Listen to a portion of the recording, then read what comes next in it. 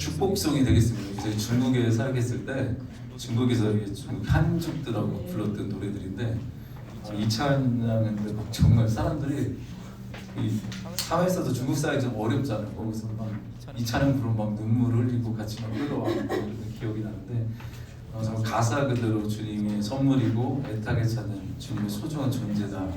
이런 것들을 좀 우리가 알아갔으면 좋겠습니다.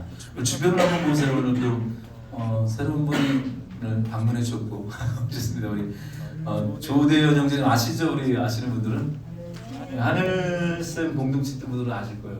저희 3부에서 함께 바이올린 연주해주고 그랬는데 바이올린 소리가 없어가지고 너무 허전하고 그랬는데 사실 저는 우리 대현이가 여기 올 거 나중에 생각하고 바이올린 마이크도 다 사놨거든요.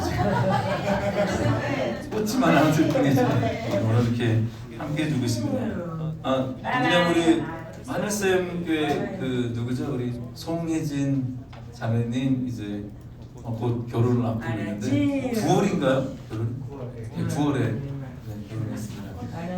그리고 오늘 또 오산에서 우리 지훈이가 왔습니다. 아까 기도할 때 지훈이가 선포한 거 아니에요? 그랬구나. 나는 막 그렇게 들렸지. 나는 막 열방 막 그렇게 들렸지. 나는 내가 잘못 들었나. 근데 막 그래서 이게 지훈이가 열방을 놓고 기도해야 되니까 그래서 알아들었습니다. 그냥 우리 교회는 누구나 다 올 수 있는 곳이고요. 정말 이렇게 그냥 이런 공동체입니다. 공동체 같지만 요즘 계속 이제 영상을 만들고 있는데 어떻게 될지 모르겠어요. 그냥 어떻게 만들어질지 보고 있습니다.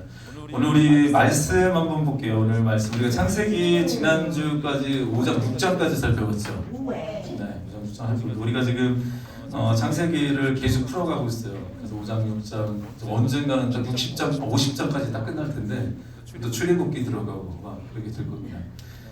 지금 하늘쌤에서는 2시에 우리 그 청년들 데리고 창세기 그 다음 주는 출애굽기 그 다음에 이번 레위기 나갈 차례거든요. 그래서 그렇게 있습니다. 네, 우리 지훈이가 이렇게 땅밟기 지금 기도하고 있어요. 네, 너무 어색해하지 마시고 괜찮습니다. 괜찮으시죠? 네. 우리 뭐 어린 아이들도 막 뛰놀고 그러는데 우리 애들은 네.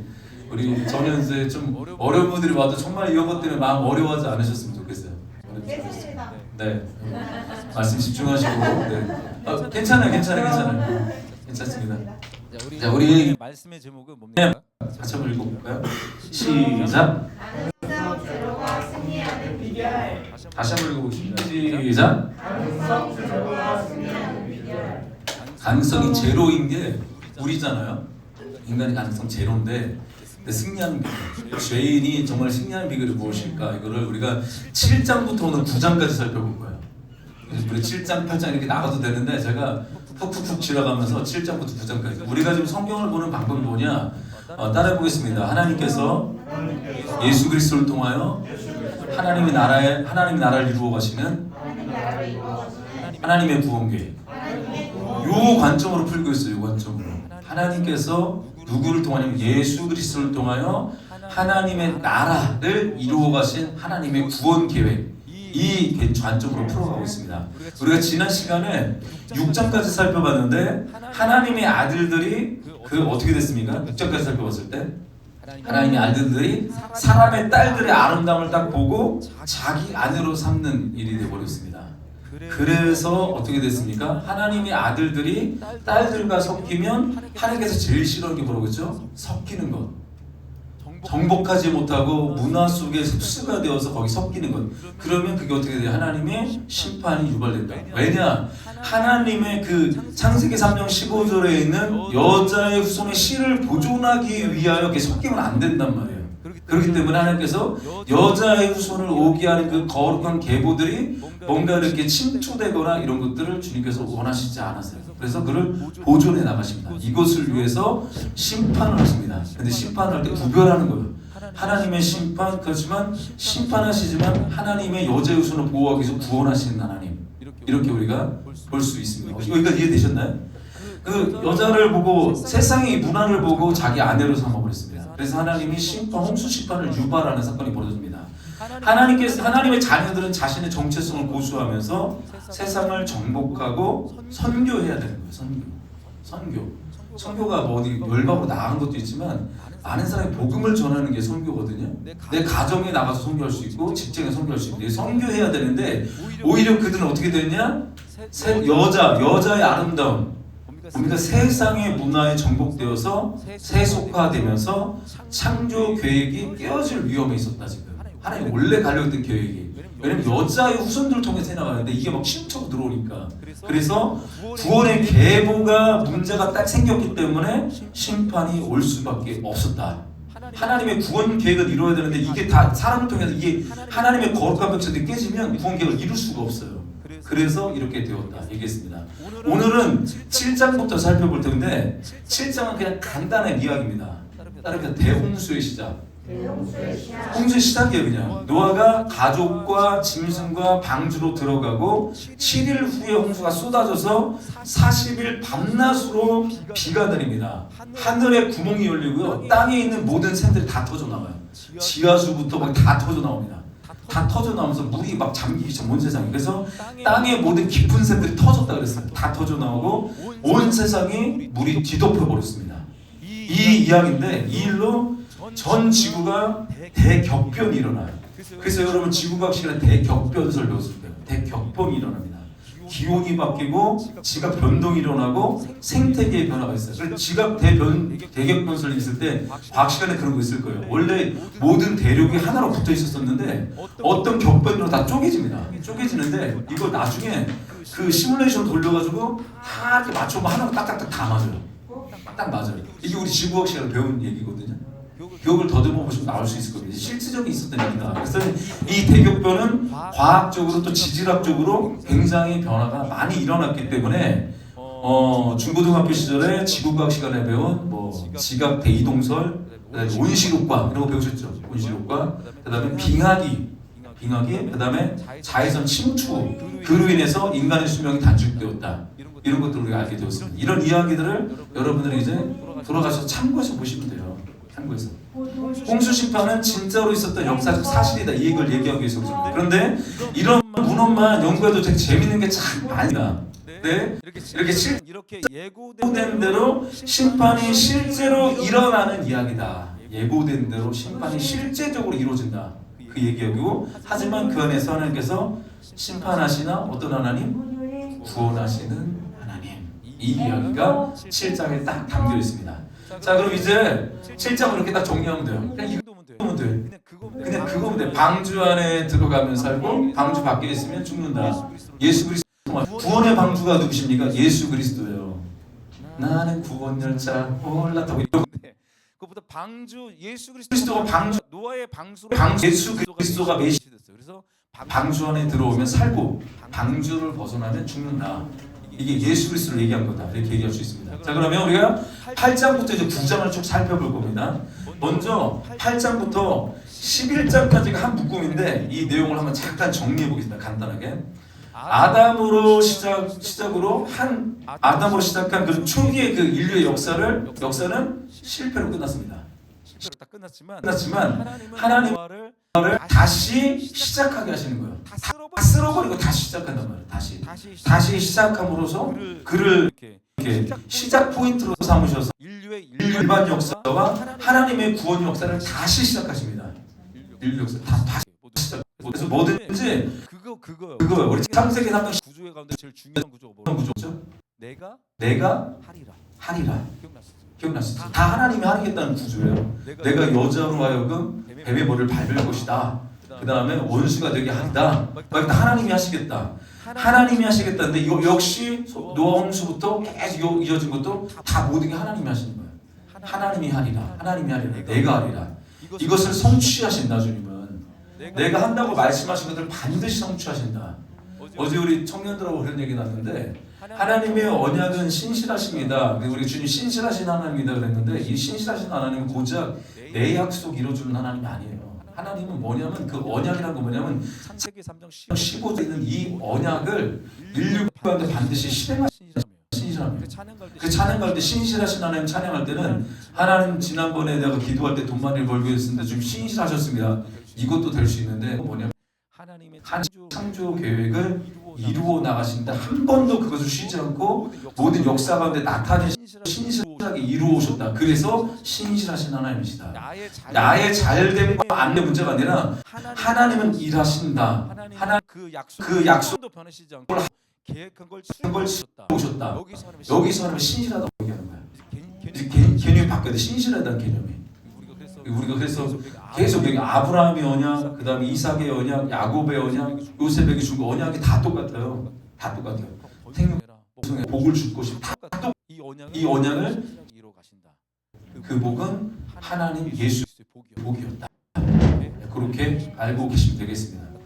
따라서 하나님 하신다고 반드시 성취하신다.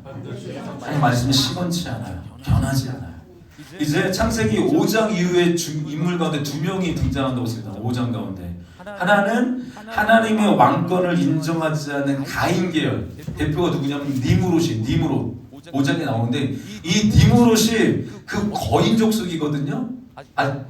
귀골이 장대. 근데 이 니므롯의 후손이 누군지 아십니까? 다윗과 싸웠던 골리앗이에요. 골리앗. 이 후손들이 쭉 내려와요. 이렇게 니므롯하고 골리앗이 연결될 때 직접적으로 니므롯이 딱 5장에 나옵니다. 그리고 이것은 하나님의 왕권을 인정하지 않은 가인 계열, 자기 성을 쌓죠. 그러나 또 하나 누굽니까? 하나님을 왕으로 인정하는 믿음의 조상이라고 불릴 수 있는 아브라함 전에 있었던 셋 계열. 그러니까 아벨이 죽고 준비하셨던 셋 계열의 아브라함이 등장합니다. 아브라함이. 니므롯과 아브라함은 11장 말미에 나옵니다. 마지막 부분 11장 말미 족보 막 얘기한다면. 그리고 상식적으로 아브라함이 활동했던 동시대 사람이 누군지 아십니까? 누군가 한 글자의 사람인데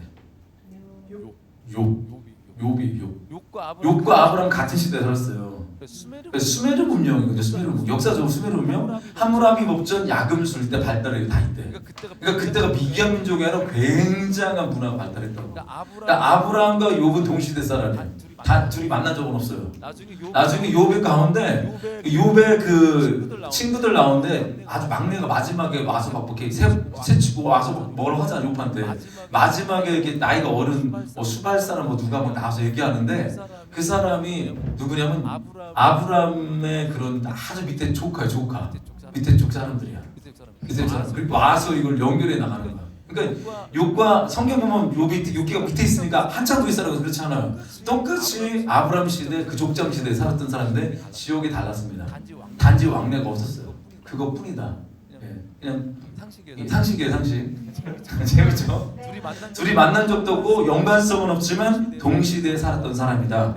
그래서 아까 얘기했던 욥의 친구 중에 수아 사람 빌닷이 아브라함의 후손입니다.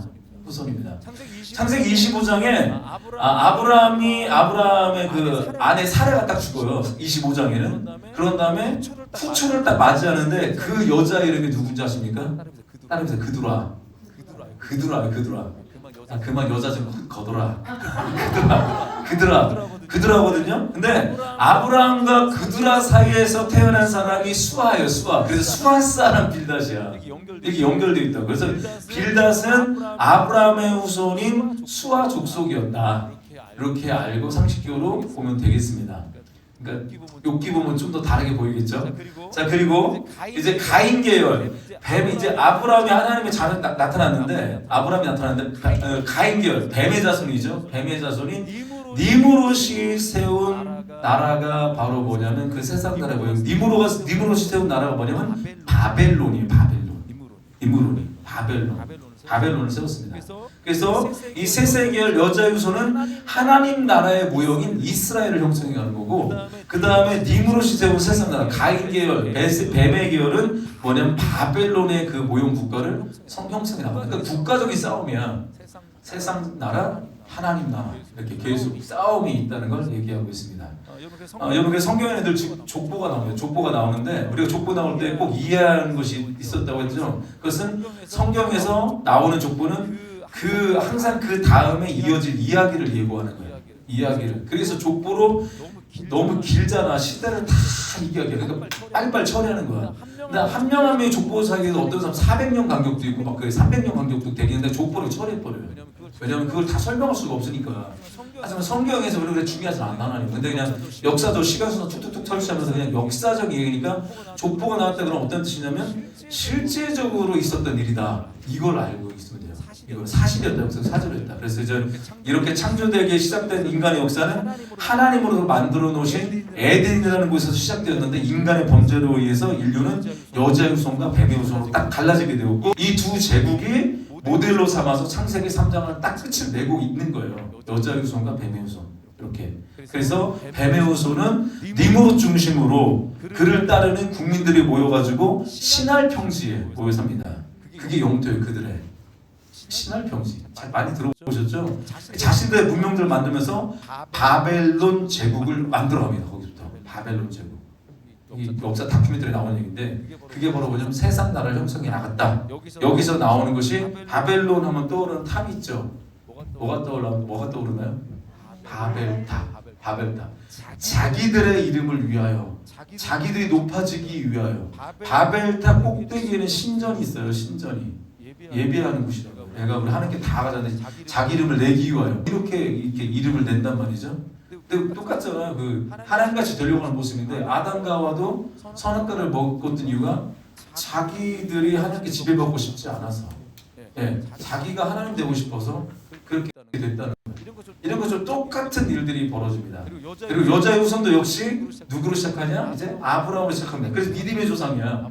아브라함 믿음의 조상. 그래서 국가의 3요소, 국민, 주권, 영토라는 국가의 3요소를 기반으로 나라가 형성됩니다. 그러면서 성경은 앞으로 아브라함이 시작되는 하나님의 나라가 세상의 나라들을 어떻게 뒤엉켜가면서 흘러가는지 막 뒤엉켜서 흘러갈 것인지 예언하고 있습니다. 예언. 성경에서는. 그것이 8장부터 11장 내용이다. 뭔가 세미나 느낌이 드는데 원래 이제 뭐 적용 설교도 해주고 막 그랬는데 일단 원론부터 좀 얘기하고 싶었어요. 우리가 11장까지 나가면서 기억해야 될 것은 가인 계열은 어느 제국을 세운다? 바벨론 제국을 세운다. 세세 계열은 어느 나라를 세운다? 이스라엘로 이어진다. 요걸 알고 계시면 되겠습니다. 한마디로 니므롯은 바벨론 제국, 그리고 아브라함은 이스라엘을 만드는 것. 이렇게 그 두 계열이 싸움이 있다. 그러므로 니므롯은 여호와를 대적하고 반역하는 반역자였고, 니므롯의 특징이 뭐냐면 민족이잖아. 막 발달시키잖아. 이 니므롯의 특징이 뭡니까? 힘이에요. 힘. 정력이라고 정력. 힘이 있어. 힘으로 다스리는 나라. 세상 나라는 그래서 힘으로 다스리는 거야. 그래서 세상은 정말 상식이 안 통해. 다 힘 있는 사람이 통치하려고. 세상 나라가 들어오면 이게 그렇게 되는 거거든. 정치를 하는 게 아니라 정치 질이 돼 버리거든 이게. 힘으로 다스리기 때문에. 그리고 그러나 인간의 역사는 니므롯의 바벨이고 폭력으로 다스리는 역사의 모델이에요. 그게 인간의 욕망과 욕심을 따르면서 하나님을 왕으로 인정하지 않는 자기 힘, 자기가 주인 되는 그런 나라다. 이게 죄의 특징이 뭡니까? 내가 주인 되는 거거든요. 그러니까 내가 누구를 뭐 해했다, 뭐 욕했다, 이게 죄가 아니라 그건 죄로 인해서 발생하는 죄의 악이고요. 죄의 근본적인 뭐냐면 내가 주인 되었기 때문에 그런 현상이 나타나는 거예요. 시기 모든 게 내가 주인 되기 때문에 그렇게 나타나는 것이다. 그래서 자기가 주인 된 길을 만들기 시작한 게 세상 나라다. 하나님 없이 힘과 무기와 폭력을 추구하는 나라. 그래서 거기 철기 문화가 발달해서 사장에 보면 막 그 가인 계열이 막 철기도 막 음악을 처음에 만든 것도 가인 계열이에요. 자기를 높이는 음악. 그리고 막 칼 들고 막 칼춤 추고 막 누구 막 나 가인을 죽인 사람 7배지만 나를 죽인 사람 막 몇 배로 막 갚겠다 막 이런 복수의 말들이 막 나온다고요. 문명이 엄청 발달을 해요. 문명이 화려했다고. 그래서 그것이 바벨론 세상 나라였다. 이 싸움은 지금도 이 땅에서 그 누구도 예외 없이 자신 안에서 벌어지는 전쟁이다. 우리 안에 이 전쟁이 계속 벌어집니다. 이걸 잊지 말아야 돼요. 이 영적 전쟁이거든요. 세상은 계속 우리를 유혹합니다. 뭘로? 문화로 유혹합니다. 근데 우리는 그 문화를 뺏어와야 돼요. 그래서 하나님의 문화를 바꿔버려야 돼요. 그리스도의 계조를 바꿔야 됩니다. 자, 이제 우리 8장부터 9장을 한번 살펴볼 텐데 우리가 성경 한 절 한 절 살펴보면 좋겠지만 저는 그 장에서 제일 중요한 게 뭐라고 했습니까? 예수 그리스도 중심으로 성경의 맥을 잡아가는 게 더 중요하기 때문에 성경을 봤는데 뭐 지식을 아는 것보다 예수님을 만나야지. 예수님을 발견해야 되니까. 지난 시간에 우리는 노아 홍수를 보면서 노아 홍수가 어떻게 말씀하셨잖아요. 인간 중심으로 보면 이게 심판이지만 하나님 중심으로 보게 되면 씨, 즉 여자의 후손을 보존해 주시는 은혜가 된다 그랬어요. 보존하기 위해. 우리 먼저 우리 8장 20절부터 21절 한번 읽어보겠습니다. 여기까지 잘 따라오시. 네, 한번 같이 한번 8장 20절부터 21절 한번 읽어보겠습니다. 시작. 노아가 여호와께 제단을 쌓고 모든 정결한 짐승과 모든 정결한 새 중에서 제물을 취하고 제단에 드렸더니 여호와께서 그 향기를 받으시고 그 중심에 이르시되 내가 다시는 사람으로 말미암아 저주하지 아니하니 이는 사람의 마음이 계획하는 바가 어렵다 하니라. 내가 전에 행한 것 같이 모든 생물을 다시 멸하지 아니하니. 지금 딱 보세요. 20절에 보니까 노아가 방주에서 나왔습니다. 나왔는데 제일 먼저 한 게 뭐죠? 제단을 쌓고 번제를 드리죠. 예배를 먼저 드렸어요. 예배를. 항상 하나님의 자녀들은 이 하나님의 그 여자의 후손 나가는 자들은 뭘 시작할 때 항상 예배를 시작해요. 그리고 우리 다 그러잖아요. 개업을 하면 개업 예배. 결혼도 우리 결혼식이 아니라 뭐라 부릅니까? 결혼 예배. 그리고 죽을 때도 이게 뭐를 드립니까? 장례 예배. 그리고 우리가 애들 처음에 방문할 때 예배 드리잖아요. 다 이게 다 예배로 시작하는 거예요. 다 지금 노아도 시작을 발을 떼자마자 방주에 나오자마자 예배부터 시작했어요. 노아가 지금 정결한 짐승으로 번을 드렸다고 말하고 있는데 이게 정결한 짐승으로 이게 제사를 드렸다. 이것은 뭘 믿었? 창세기 3장 15절을 믿었다는 증거예요. 왜냐면 아담도 주님께서 계속 그 피해 제사를 드리고 얘기했기 때문에 이게 계속 내려왔는데 노아까지 계속 온 거예요. 이게 뭐 문서도 남아있지는 않지만 엄청 중요했기 때문에 계속 후손들에게 얘기했지. 이제 가려면 장을 잡아서 피해 제사를 드려야 돼. 하나님 명령하신 거기 때문에. 그걸 계속 노아가 그 제사를 딱 드렸다. 그게 뭘 믿었냐? 창세기 3장 15절을 믿었다는 거예요. 원 복음을 믿었다는 거죠. 그러니까 복음을 믿었다는 얘기예요. 여자의 후손을 상징하는 동물의 피해 제사를 등으로 죄를 씻을 수 있구나. 우리 모든 죄를 거기서 씻을 수 있구나는 그거를 믿었다는 거죠. 한마디로 노아도 무엇을 믿었다? 복음을 믿었다. 이렇게 얘기가 되는 것입니다. 자, 이제 하나님께서는 방주에서 나온 노아가 드린 그 번제를 받으신 다음에 뭐라고 했을까요? 뭐라고 했습니까? 그러니까 다시는 어떻게 한다고요? 저주하지 않겠다. 저주하지 않겠다 얘기합니다. 다시는 내가 저주하지 않을게. 그러면서 노아가 바르게 예배를 드리고 난 다음에 지금 왜 바른 예배인지 아시겠죠? 왜 바른 예배죠? 피해 제사를 드렸기 때문에. 가인은 왜 바른 제사가 아니었죠? 피해 제사가 아니라 지 노력으로 드렸기 때문에. 그러니까 그게 뭐 채소가 싹갖고 채소가 야 고기가 낫잖아. 이게 아니라고. 그렇게 정하신 방법은 뭐 피해 제사. 그 왜냐면 피해 제사를 상징하기 예수를 십자가를 상징하기 때문에 그래요. 희생 제사를 상징하기 때문에. 바른 제사는 뭐냐면 예수 그리스도의 희생이 있어야 되는 거야. 그게 있어서 바른 제사, 바른 예배를 드리고 난 다음에 받은 메시지가 뭐냐? 바른 예배를 드리면 하나님께서 어떻게 복을 주세요. 내가 너희를 다시는 저주하지 않겠다. 그 메시지를 받은 거지. 이건 여자의 후손인 예수 그리스도를 통하여 인간의 죄와 그분께 다 전가됐다는 뜻이라고. 너가 더 이상 너를 저주할 필요가 없어. 왜냐하면 이제 그 양에게 다 정시켰다. 이제 예수에게 다 전가시킬 거다. 그것을 의미하는 이게 다 예언하는 얘기인데 또 어떤 측면에서는 우리가 그렇게 생각할 수 있는 게 뭐냐면 바른 예배는요 저주를 멈출 수 있어요. 바른 예배는. 그래서 예배 한번 잘 드리면 내 인생의 저주가 끊어져요. 바른 예배가 뭐라고 했죠? 예수의 피를 의지하는 제사예요. 그러니까 우리가 뭐하고 교회 뭐 있고 뭐 바꿔놓고 어쩌고저쩌고 막 다 해도 물론 나쁘다는 거 아닙니다. 해야죠. 해야 되는데 핵심인 예수 그리스도가 있지 아니하면 그 바른 예배가 되지 않아요. 그것은 우리에게 정말로 이 저주를 끊을 수 없다고요. 그래서 예배를 잘 드리면 내 인생 지고 있는 생각의 저주가 끊어지고 가게의 저주가 끊어지고 나에게 저주했던 모든 것들이 다 끊어진단 말이에요. 그래서 예수의 피로 끊어집니다. 이게 매우 중요합니다. 그런데 여러분 홍수 심판을 다 생각해 보세요. 물로 심판을 했다고 해서 하나님이 인간이 하나님을 배신하고 자기가 주인되려고 했던 인간의 죄성 그 죄가 사라질 수 있을까 없을까? 물로 심판했다고 해서 물로 씻었다고 해서 그 인간의 죄성이 사라져? 아니죠. 사실 그 홍수는 또 그런 것도 있어요. 세례도 의미가 있어요. 세례. 물에 들어갔다 나왔다. 세례도 있어요. 세례도. 이스라엘 백성 그 나머지 백성들이 이렇게 그냥 하나님의 그 세례 속에서 사는 거야 이렇게. 우리가 아까 홍수 심판했다고 인간의 죄 끊어지는 게 아니야. 인간의 죄성은 그걸로 끊어지지 않습니다. 인간은 죽을 수 있지만 죄성은 끊어지지 않다. 죄가 사라진다. 그냥 죽으면 끝인가? 아니다. 절대 아니다. 죽는다고 죄 끝나는 게 아니다. 이 죄인인 인간은 골백 번 죽는다 해도 그 죄는 절대 사라지지 않습니다. 사라지지 않아요. 그 죄는 오직 하나님이 정하신 방법 외에는 사해지지 않는다. 하나님이 정하신 방법이 뭐였죠? 피의 제사.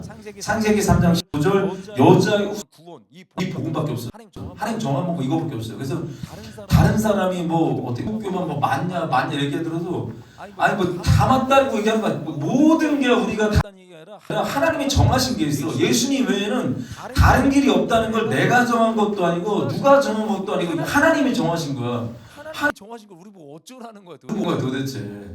그렇잖아요. 막. 우리 그래서 네가 그 예수를 안 믿든 어쨌든 간에 그 네가 뭐 다른 짓을 하든 뭐 하든 간에 그냥 예수 먼저 믿고 시작해라 그 얘기를 했잖아.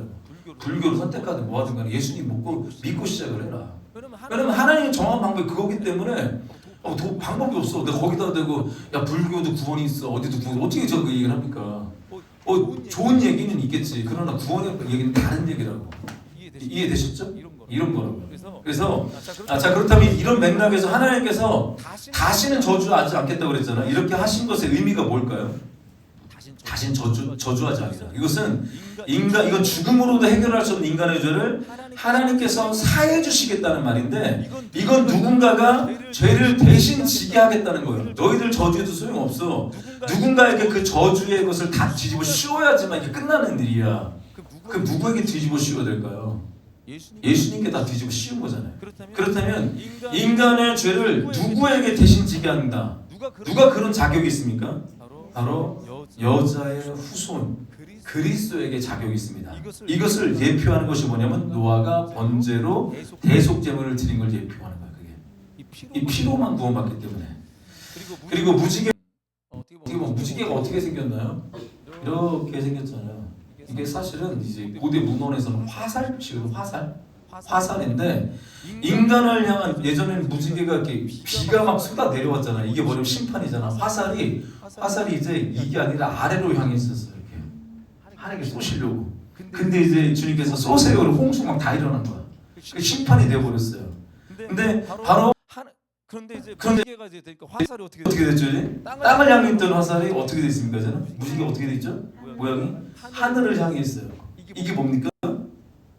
이제는 그 화살이 하나님을 향해 있다는 거예요. 하나님을 향해. 그게 무슨 뜻입니까? 이제는 뭐냐면 자신에게 화살이 향해 있다. 예수 그리스도의 죽음을 예표합니다. 화살을. 혹시 히터 좀 꺼줄 수 있어요? 조금 막 눈이 아파가지고. 그래서 하나님이 화살을 자기에게 돌리셨다. 인간에게 쏘지 않고 자신에게 돌렸다. 이것은 예수 그리스도의 십자가에서 인류의 죄를 대신 지시고 하나님께서 심판받은 것을 예표하는 일이다. 이것을 통해서 주님이 스스로 죽임 당하시는 그 예표. 그래서 21절에 어려서부터 악함이라고 그 뜻이 뭡니까? 인간은 전적으로 타락하고 전적으로 부패된 존재다. 이것을 의미합니다. 그래서 다윗이 시편에서 51편 5절에서 이런 고백을 했어요. 시작. 내가 죄악 중에서 출생하였으며 어머니가 죄 중에서 나를 잉태하였나이다. 자기 존재 자체가 죄덩어리라고 고백한 거예요. 인간 안 되는구나. 나는 태어날 때부터 죄악 중에 출생했다. 그러니까 죄성을 가지고 태어났다. 이건 타락한 인간은 홍수를 10번 100번 심판해도 그 행위로 구원의 소망은 없다는 거예요. 죄성은 사라지지 않는다. 홍수 심판 가지고는 안 된다. 그래서 대속 제물로 번제를 통해서만 죄를 씻을 수 있다. 이런 얘기를 구원하시겠다는 그런 뜻입니다. 성경에는 수많은 그런 제사들이 등장을 하거든요. 수많은 제사들이 등장해요. 근데 그 의미가 다 있어요. 다 중요한 이유는 뭐냐면 다른 이유가 하나도 없습니다. 뭐냐면 오직 대속 제물 되시는 예수 그리스도에 대한 점에서만 의미가 있는 거예요. 그러니까 이 예배는 이 제사는 이렇게 드려야 되고 뭐 드리고 다 있지만 그 제사를 다 의미하는 게 예수 그리스도를 얘기하거든요. 그러니까 그냥 다 모르면 그게 다 예수님께서 우리를 구원하시겠다는 그런 이야기구나라고 제사들을 레위기에서 읽어나가시면 훨씬 더 우리가 쉽게 이해할 수 있어요. 뭐 무슨 번제는 어떻게 드린다, 뭐 요제는 어떻게 드린다, 뭐 소제는 어떻게 드린다, 뭐 화목제는 어떻게 드린다. 헷갈리잖아 우리는. 그러니까 그 우리가 할 수 있겠습니까? 근데 그냥 예수님을 통해서 구원받는구나 이렇게 받으면 단순하게 처리됩니다. 그래서 오직 대속제물 대신 예수 그리스도를 통한 예표라는 점에서만 그 의미가 있다. 예수님으로 의미를 찾으시고요. 뭐 동물을 잡아들이든 뭐 이방 문화에 동물을 잡아들이는 제사는 이방 문화도 있었어요. 이방 문화도 있었다고. 그냥 신들에게 잘 보이려고 그냥 인간까지 바치는 제물이 이방 문화에 있었다고. 근데 다 비슷해 느낌이. 그냥 거기도 이방 제사들 비슷하거든요. 근데 의미는 뭐냐면 그들은 그것을 통해서 자기를 만족하는데 죄를 못 씻었다. 우리 이걸 통해서 주님께서 예수님께서 우리를 구원하시겠다는 그 구원 계획이 있기 때문에 의미가 있는 거라고. 그러니까 뭔가 뭐든지 제사를 드리든 예배를 드리든 뭐 생활을 하든 밥을 먹든 예수님이 없으면 우리는 아무 의미가 없어요. 아무 의미가 없는 거예요. 숨 쉬는 것도 예수님 때문에 의미가 있는 거예요. 살아있는 것 자체도. 돈 버는 것도 예수님 때문에 의미가 있는 거예요. 예수님 때문에. 자 그러면 노아가 제사를 드렸을 때 하나님 자비하시잖아요. 자비하신 하나님이 언약의 증거로 아까 뭘 보여줬다고 했습니다. 9장 13절 말씀 읽어보겠습니다. 시작. 내가 내 무지개를 구름 속에 두었나니 이것이 나와 세상 사이의 언약의 증거니라. 네, 이것이 나와 하나님 세상 사이 증거라고. 무지개를 숨겨주셨어. 이것은 언약이라는 것이 이게 얼마나 귀한 건지 몰라요. 언약은 정말 귀한 거거든요. 그래서 언약은 정말 중요한 거예요. 그래서 인간이 살아가는 세상에서도 약속하고 약조한 것을 지키는 게 중요하잖아. 우리끼리도 약속한 거 지키는 거 중요. 조금만 안 지키면 자기도 지키지도 못하면서 그냥 막 안 지킨 사람을 가지고 뭐라고 하는 거예요. 우리가 잘 안 된단 말이에요. 그것도 굉장히 중요한데 하나님의 언약은 두말할 필요 없어요. 더 중요하다고.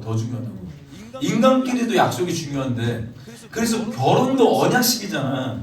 그 인간의 그 결혼 언약이 뭡니까 이게? 여자는 여자로서 때 아내는 아내로서 대의를 지키고 남자는 남자로서 대의를 지키고 나 평생 너를 흰머리가 뭐 파뿌리 되도록 뭐 그 맞나? 검은 머리가 파뿌리 되도록 지키겠다, 살겠다, 사랑하겠다 이런 얘긴데 그게 평생 잘 안 되잖아. 안 되는데 그것도 중요한 언약인데 하나님께서 맺으신 언약은 더 중요하단 말입니다.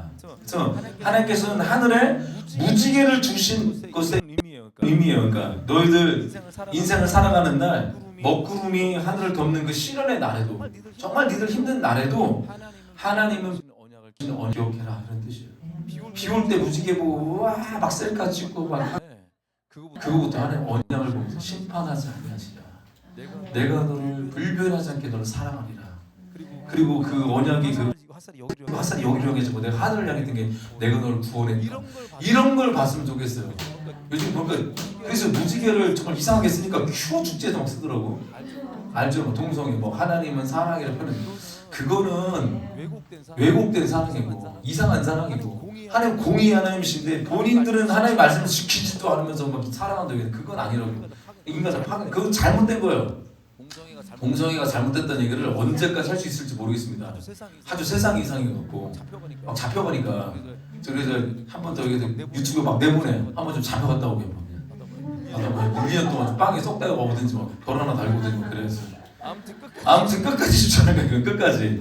하나님의 그 언약을 좀 기억했습니다. 무지개 보면서 힘든 날 있을 때 비 왔다 근데 무지개 떴다 그러면 하나님이 신실하신 분이시구나.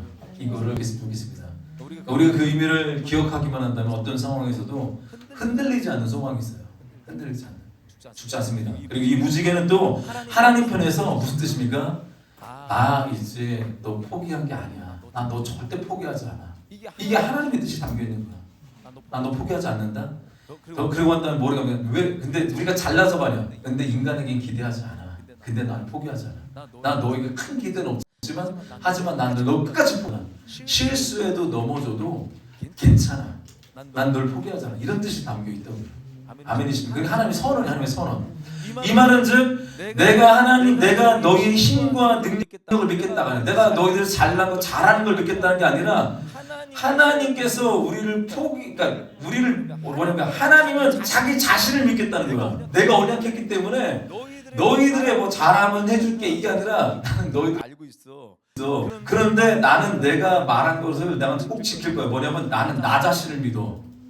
나 자신을 믿어. 그러니까 우리 가운데 이 땅에 살아가면서 나는 나 자신을 믿는다. 그렇게 말할 사람 아무도. 자신 믿는 사람은 자신이 변하지 않아야 되고 자신이 시건치 않아야 되고 영원해야 되는데 영원하지 못한 자신을 믿는 거야. 근데 하나님만 얘기할 수 있는 거야. 이것은 누구만 얘기할 수 있다? 나는 나 자신만 믿어. 그 누구만 할 수 있다? 하나님만 쓸 수 있는 용어예요. 하나님만 쓸 수 있는 용어. 우리가 쓸 수 있는 용어가 아니다. 만약 그걸 쓰면 뭐냐? 이건 주제 파악을 못하는 거야. 이거는 월권이야, 월권. 자기가 모르는, 자기 분수를 모르는 거지. 말도 못 지키는 사람들이. 근데 하나님은 반드시 지킨다. 우리 이제 그렇게 얘기해. 나는 나를 믿어 이런 얘기하면 네가 하나님이야 그래. 네가 하나님이야? 아니잖아. 우리 굉장히 하나님 모욕적인 얘기거든요. 그러면서 성경은요 인간이 가는 것을 뭐에서 보여줬냐? 인간의 가능성 없다는 걸 또 바로바로 막 다 적나라하게 드러내. 이 성경 얼마나 웃기냐면요. 우리가 이렇게 위대하다고 했던 사람들의 치부를 다 드러내요. 그러니까 보통 왕조나 실록 같은 데 보게 안 되거든. 다 조작해보고 바꿔버리는데 신화를 막 만들잖아. 박혁거지 막 신화이고. 제가 김할지 손이거든요. 인간이 아래서 태어났대. 그걸 가지고 다 우리나라 사람 가운데 다 귀족이야. 다 왕가래. 쌍놈은 하나도 없어. 하나도 없어. 자기 민족은 다 우리는 뭐 무슨 양반기 귀수집이라고 그러는데 안 그렇단 말이야. 자꾸 자기들 신화를 만들어 가요. 그런데 성경은요 안 그래요. 하나님 앞에서 공평해. 문제점을 다 지적해. 정말 잘못한 것들을 다윗의 치부도 드러내고 솔로몬 뭐 그냥 완전히 개망난을 드러내고 근데 아브라함 막 정말 쫑생이었잖아. 아세요? 나중에 가라앉지만 아니 지 아내 보고 누나라고 이렇게 속여놓고 지 목숨만 살 길을 막 가는 그런 남자 만나면 안 돼. 아브라함 같은 사람 만나면 안 돼. 어디 그런 거 타겟 하는 거 다 치부를 드러내십니다. 다 드러내시는데 가감없이 노아의 모습을 방주에서 나온 노아의 모습을 가감없이 드러냅니다. 왜? 인간이 가능성 없다는 걸 보여주십니다. 그럼 노아가 어떤 모습을 보여줬냐 하나님께서 9장 20절부터 21절 읽어볼까요? 어떤 모습을 보여줬나? 읽어보겠습니다. 시작. 노아가 농사를 시작하여 포도나무를 심었더니 포도주를 마시고 취하여 그 장막 안에서 벌거벗은지라. 네. 술 취했어요. 그 술 취하면 곱게 자면 되지. 이 노인네가 옷을 벗기 시작하고 옷을 벗기 시작해요. 하나 벗고 두 개 벗고 다 벗고 그냥 수치가 다 드러난단 말이에요. 이건 뭘 말합니까? 아무리 뛰어난 인간이라 해도 대단한 사람이라고 해도 당대 의인이라고 불렀던 노아란 말이에요. 근데 인간은 다른 것을 배울 수 없다. 너나 나나 도찐 개찐이. 솔직히 아브라함이 대단한 게 아니고 모세가 대단한 게 아니야. 난 모르겠어. 내가 이렇게 아브라함보다 더 잘할 수 있다고 생각했었는데 어쨌든 이건 다 똑같아. 뭐 이렇게 인간은요 스스로 구원받을 수 없다는 걸 얘기하고 있는 거예요. 인간의 행위로는 절대로 구원받을 수 없음을 아주 냉정하게 보여주잖아요. 방주를 지었어도 소용없어. 이런 얘기를 하고 있다는 거죠. 그런데 지금 노아의 그 벌거벗은 모습을 보면서 생각난 사람이 있으니까 벌거벗은 모습 보면서 그렇지. 아 이거 진짜 성경 잘 이해하기 시작했네. 아담이 또 하는데 아담이 그 모습은 바로 아담을 연상케 합니다. 창세기 3장 10절 말씀 볼까요? 거기 적어놨나요 제가? 읽어보겠습니다. 시작. 이르되 내가 동산에서 하나님의 소리를 듣고 내가 벗었으므로 두려워하여 숨었다. 자, 따라서 아담도 똑같다. 아담 똑같다. 진짜 지질 풍상도 없이 맨날 그냥 똑같은 인간들만 나와가지고 계속 그래요. 저는 구약에서 가장 수고한 사람이 누구라고 생각하냐면 방주를 지는데 쇠 빠지게 막는 동인데 120년 동안 막는 동이 있어요. 아니 이거 하나님께서 뭐 이렇게 뭐지 하루 일당도 안 줘서 120년 쇠 빠지게 했다고 하루도 쉬지 않고 뭐 주일날은 쉬었겠지. 근데 그 주변에서 어떤 소리 들었습니까? 미쳤어. 이거를 몇 년 동안 들었다? 120년 동안 들었어요. 1년 사실 일주일만 들어도 내가 미칠 것 같은데 그거 아세요? 사람 보고 너 바보야 계속 자기가 바보 120년 동안 미쳤어. 보는 사람도 미쳤어. 몇 년 동안? 미쳤어. 120년이야. 120년은 미쳤어. 나는 미쳤어. 자기도 나도 미쳤다고 생각했지만 미쳐버린 거야 그렇게 막. 아무도 인정해주지 않았어요. 아무도 인정해주지. 그럼 그거 생각해. 하늘빛 교회 아무도 인정받지 못할 거라고 생각하세요. 이 결단하셔야 돼. 그러니까 여기 와서 우리가 누가 예배 들어도 여기 인정하지 않을 수도 있어. 그래도 괜찮아. 왜? 하나님이 계시기 때문에. 하나님의 계시기 때문에. 노아가 아무리 하나님의 그 계획과 심판 그리고 비전을 다 말해줘도 주변 사람들은 뭐라고 있을까요? 웃기지 마. 웃기지 마. 그래서 웃기지 마. 너 웃기지 마. 무슨 맑은 하나 무슨 이상한 소리 하고 있어. 이런 얘기한단 말이에요. 그리고 그들과 함께했던 친구들 누구 있습니까? 노아와 함께했던 친구를 다 떠나버렸어요. 친구도 또 혼자 돕고 다니는 거야. 누구만 남았냐? 가족만 남았어요.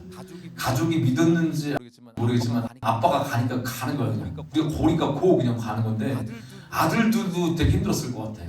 우리 아버지가 120년도 이러고 지금 1년 지나고 그런 다음에 비 온다고 하는데 지금 이게 맞는 거야? 이게 맞는 거야? 자녀들도 그랬을 거 가끔 부부싸움도 많이 했을 것 같아. 여보 잘못 들은 거 아니야? 뭐 이런 얘기. 여기 이상한 소리 들은 거 아니야? 갈등도 많았을 거야. 그런데 꾸준히 어떻게 합니까? 120년 달려가.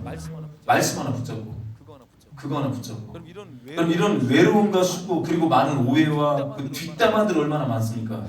그 수군거림 이걸 120년 동안 감수했다는 거야. 우리는요 사실 120도 못 살잖아. 죽을 때까지 헌담 들을 생각해. 죽을 때까지 뒷담화 들을 생각을 한다고. 우리 예수님도 죽을 때까지 뒷담화 들으셨잖아. 그걸 생각하고 하고 가라고. 이 땅 사는 이 땅에서 신앙생활하는 거 여러분 교회에서 욕 먹을 생각하라고. 욕 먹을 거다 나. 그냥 세상에서 욕 먹을 거야. 주님의 뜻대로 살면 욕 먹어요. 욕 먹는다고. 세상 사는 걸 잘 살고 그들과 함께 가면 욕 먹지 않습니다. 이렇게 욕 먹습니다. 욕 먹는다고 얘기 주잖아요 지금. 맞다고 그러잖아요 지금. 맞다고. 사실 노아는요 제가 볼 때 누린 것도 별로 없어. 누린 게 있습니까 노아가? 별로 누린 게 없습니다. 이런 노아라고 할지라도 근데 성경은 정확하게 말씀합니다. 자기 행위로는 하나님 앞에 그저 벌거벗은 자야. 그렇게 하나님은 성경 외에 인간은 다 성경 위에서 다 제거가 됩니다. 이것이 인간 스스로 구원받을 수 없다는 것을 자유권의 불가능성을 제거하고 있다는 것입니다. 자 그럼 그런데 이런 노아의 벌거벗었으니까 아들이죠. 누굽니까? 셈과 야벳. 우리 9장 23절 읽어보겠습니다. 시작. 셈과 야벳이 옷을 가져다가 자기들의 어깨에 메고 뒷걸음질 쳐 들어가서 그들의 아버지의 하체를 덮었으며 그들이 얼굴을 돌려 그들의 아버지 하체를 보지 아니하였더라. 자 이제 마침내 노아는 술기운의 정신을 딱 차려봤습니다. 이제 술이 깼어요. 이제 깨어봤더니 이 사실을 다 알게 됐어요. 그때 노아가 제정신이 딱 돌아오자마자 부른 찬양이 있습니다. 찬양. 정신 돌아왔더니 술기운에 찬양하자고 제정신이 들어서 찬양을 해. 9장 26절이에요. 같이 읽어보겠습니다. 시작. 또 이르되 셈의 하나님 여호와를 찬송하리로다. 가나안은 셈의 종이 되고. 우리 같았으면 어떤 아들 막 가지고 부르다가 니네 이랬냐 그랬는데 옷을 벗고 자기 춤김에 딱 깨어나자마자 옷 벗고 막 찬양하는 거야. 막 셈의 하나님을 찬양하죠. 이러고 있는 거지 지금. 가나안은 셈의 종이 될 것이요. 찬양이 저주의 내용들도 같이 있어요. 지금 노아가 누구를 찬송하고 있죠? 셈의 하나님 여호와를 찬양할지어다. 여러분 노아의 그 수치와 수치스러움을 셈과 야벳이 함께 덮어줬잖아. 그렇잖아. 셈만 덮어준 게 아니잖아요. 근데 왜 셈과 야벳을 하나님을 찬양할지 이게 맞는 거 아니야? 근데 왜 이게 편해? 노아도 편해하네. 아직 술이 덜 깼나 이 인간이? 왜 그럴까요? 노아는 셈의 하나님만 찬양하고 있습니다. 이렇게 얘기하고 있는데 이게 맞는 게 아니잖아. 우리가 볼 때는 셈과 야벳 하나님을 찬양할지어다 이래야 될 거잖아요. 그런데 성경은 왜 셈의 하나님 여호와만 셈의 하나님으로만 얘기했을 거예요. 셈의 하나님으로만. 이게 왜 기록되었을까요? 우리가 성경을 읽을 때 생기는 의문들의 그 해답은요 따릅니다. 무조건 예수 그리스도로 풀어야 된다. 뭔가 의문이 생기면 예수 그리스도 생각해야 돼요. 예수 그리스도, 뭐 예수 그리스도, 메시아, 언약, 예수 이걸로 다 풀어야 돼요. 그러니까 그것은 우리 벌거벗은 수치를 가려주실 그리스도가 노아의 세 아들 중에 셈의 줄기에서 태어난 거기 때문에 그래요. 셈이 잘해서가 아니라 셈의 줄기에서 예수 태어난 거기 때문에 노아는요 술기운이 아니라 환상이 열린 거야. 거기서 여자의 후손을 본 거지. 여자 후손 다 기다렸잖아. 여자의 후손이 셈의 자손을 통해 오는구나. 허물을 덮어주는 셈의 하나. 그러니까 셈의 자손에게 올 것을 지금 계시하고 있다는 거죠. 자 그럼 우리 9장 21절부터 25절을 같이 읽어보겠습니다. 시작.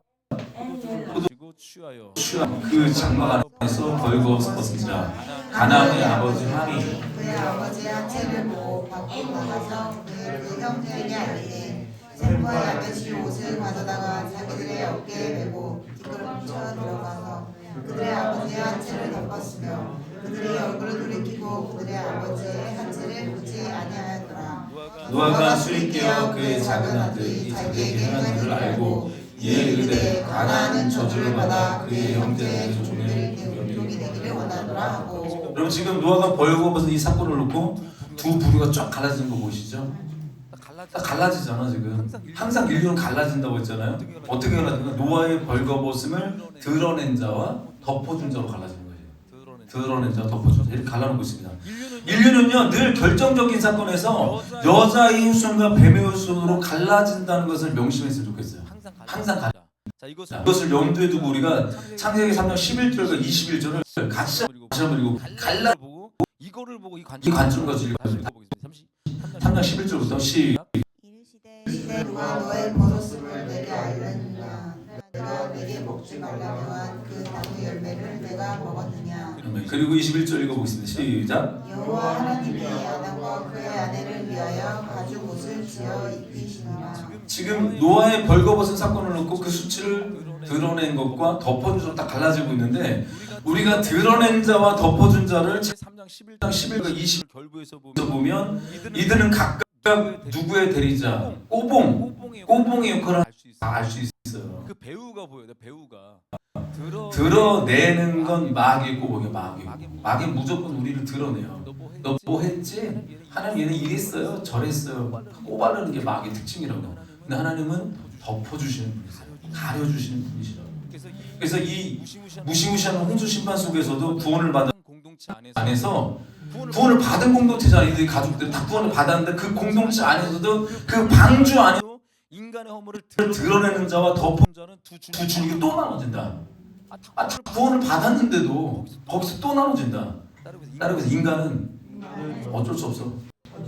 인간이 어쩔 수 없어. 그래서 선택이 굉장히 중요한 거예요. 선택이 뭘 선택할 것인가. 여러분 그렇다면 우리 왜 이런 일이 벌어질까요? 왜 이게 벌어질까요? 우리가 알다시피 홍수로 사탄을 따르던 뱀의 후손들은 심판을 다 받아서 다 받았습니다. 그러나 사탄은 아직 최후의 심판이 있을 때까지 무적행에 떨어져서 완전히 멸망당한 게 아니에요. 아직도 그 싸움은 계속되고 있다. 걸러내도 똑같아. 이게 계속 있다. 이게 싸움이다. 이것은 마치 죄 싸움을 받은 우리의 아직도 잔존하는 죄성이 아직 남아있던 것 똑같아요. 우리에게 죄성이 남아있잖아요. 같은 질문. 이것은 예수님께서 말씀하셨듯이 밭에 분명히 좋은 씨를 뿌렸는데 심지도 않는데 가라지가 나네. 예수님께 그랬단 말이에요. 주님 좋은 씨를 뿌렸는데 제자들이 그래요. 근데 왜 가라지가 날 거예요? 이 죄성이 남아있기 아직 끝나지 않아요. 주님의 최후 심판까지는 계속 이게 우리 안에서 은혜의 싸움과 죄의 싸움이 계속 벌어집니다. 그래서 하나님의 아들들은 사탄이 계속 유혹하고 있습니다. 그래서 성경 역사에 앞으로 좀 계속 유혹합니다. 계속 유혹해요. 이 역사입니다.